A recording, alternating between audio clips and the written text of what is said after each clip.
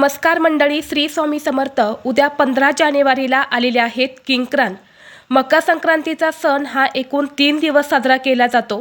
13 जानेवारीला भोगी, 14 जानेवारीला मकर संक्रांत आणि उद्या 15 जानेवारीला किंक्रांत ही साजरी केली जाणार आहे। किंक्रांतीच्या दिवशी संक्रांती देवीने किंक्रासूर नावाच्या राक्षसाचा वध केला होता, म्हणून किंक्रांत हा दिवस साजरा केला जातो।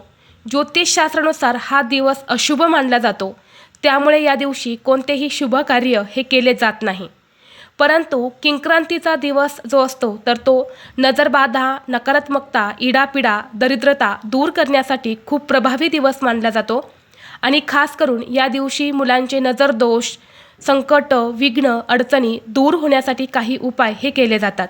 आपल्याला उद्या किंक्रांतीला प्रत्येक आईने मुलांसाठी एका ठिकाणी एक दिवा लावायचा आहे। हा दिवा मुलांसाठी लावल्याने मुलांचे सर्व दोष, अडचणी, संकट, विघ्न दूर होऊन अभ्यासात प्रगती, नोकरीत भरभरून यश मिळेल।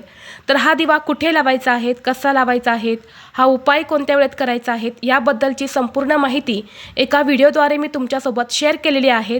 तो व्हिडिओ पाहण्यासाठी या व्हिडिओच्या खाली जो छोटा त्रिकोण दिसत आहे त्या त्रिकोणावरती तुम्ही क्लिक करा, म्हणजे योग्य ती माहिती तुमच्यापर्यंत येईल। धन्यवाद। श्री स्वामी समर्थ।